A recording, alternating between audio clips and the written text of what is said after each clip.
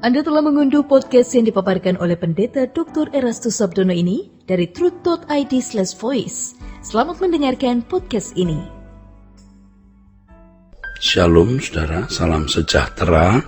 Kebenaran hari ini berjudul pengabdian orang tua kepada Tuhan. Hal terpenting yang berikut saudaraku, melanjutkan apa yang saya kemukakan hari kemarin dalam renungan harian saudaraku, yang merupakan jejak Tuhan yang dapat dilihat oleh anak-anak adalah pengabdian orang tua kepada Tuhan. Jadi hal terpenting yang harus kita mengerti dan kita lakukan, bagaimana kita memberi teladan hidup dalam pengabdian kepada Tuhan kepada anak-anak, menunjukkan kepada anak-anak pengabdian orang tua kepada Tuhan.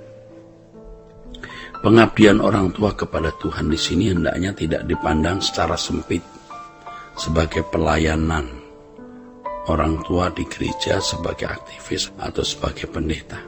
Jadi pengabdian kepada Tuhan jangan hanya diartikan kegiatan dalam lingkungan gereja tapi pengabdian kepada Tuhan harus dilihat dengan luas.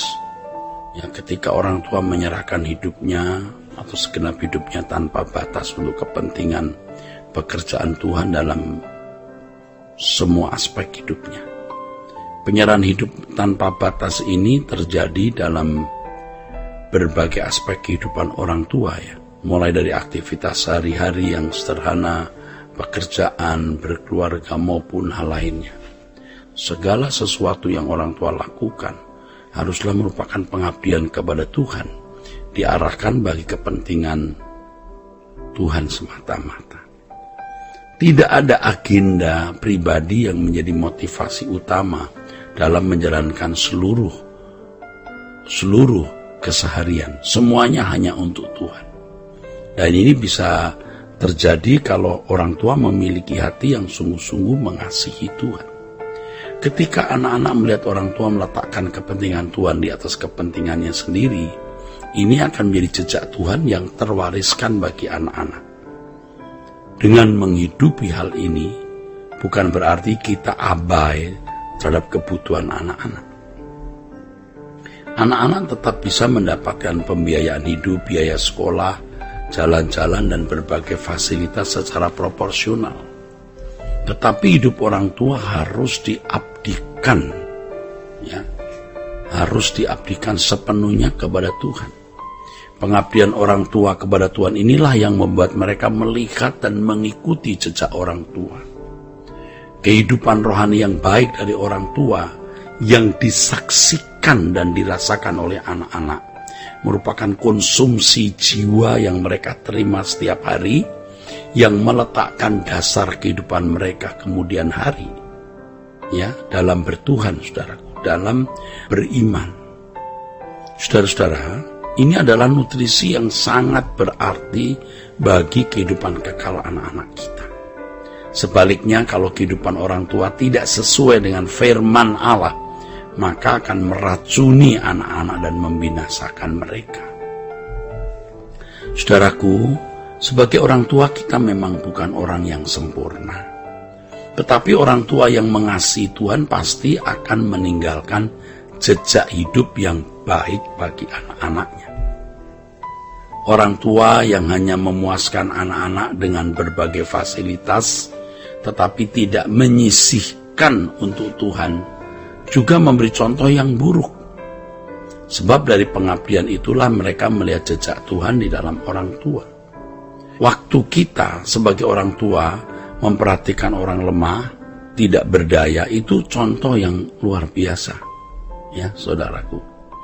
Waktu kita disakiti namun tidak membalas menyakiti, difitnah dan diperlakukan tidak adil namun tidak melawan, itu semua merupakan jejak Tuhan yang akan membentuk anak-anak kita. Jangan berpikir anak dapat berubah menjadi baik seiring dengan perjalanan waktu. Jangan berpikir anak dapat berubah dengan sendirinya, seiring dengan perjalanan waktu.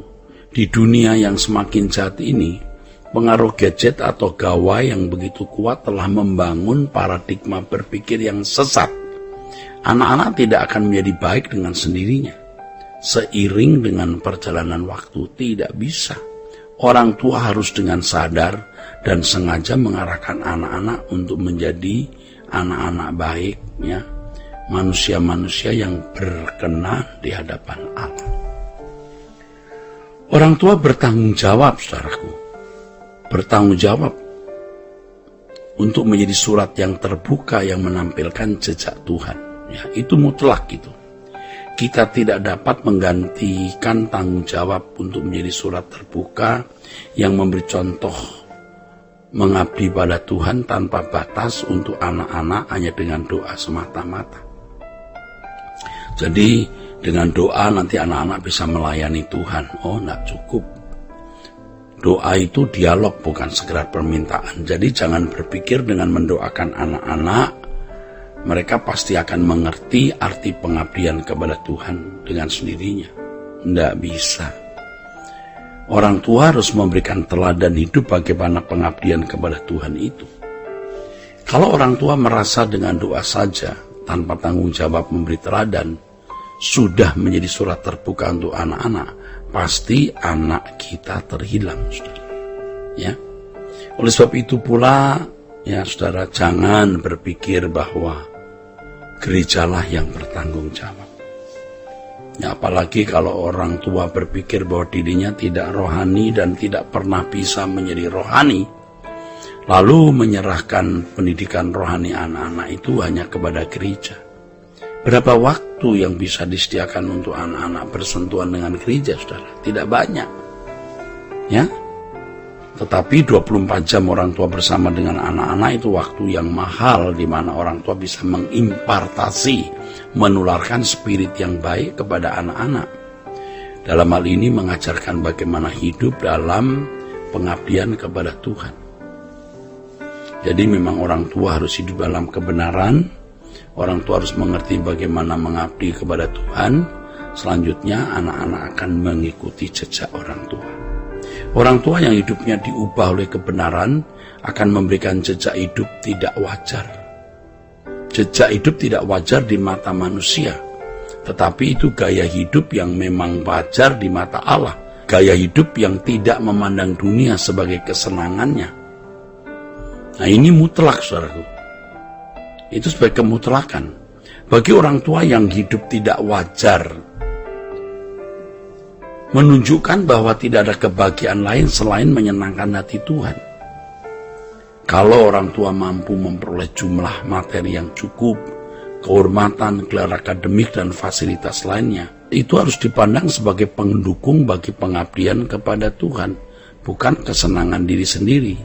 Ya, wajar kan? Biasanya orang kalau sukses dan mencapai semua keberhasilan hanya untuk dirinya sendiri.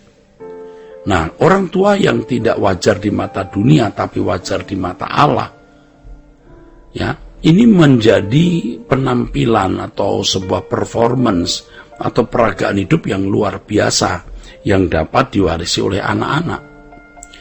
Kehidupan seperti ini adalah kehidupan yang bergantung kepada Allah. Ya, anak-anak memang pada mulanya akan melihat orang tua seperti aneh.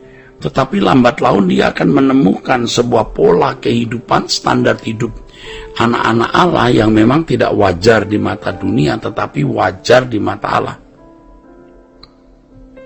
Nah, kalau orang tua bisa mewariskan kehidupan seperti ini, di mana orang tua menunjukkan bahwa kebahagiaan itu hanya dalam Tuhan, perlindungan itu hanya pada Tuhan, dan orang tua benar-benar bisa menampilkan pengabdian sepenuh kepada Allah. Wah, indah sekali. Anak-anak akan terbimbing bagaimana hidup dalam pengabdian kepada Tuhan, bergantung kepada Tuhan, dan menjadikan Tuhan satu-satunya kebahagiaan. Tuhan memberkati. Sola Gracia.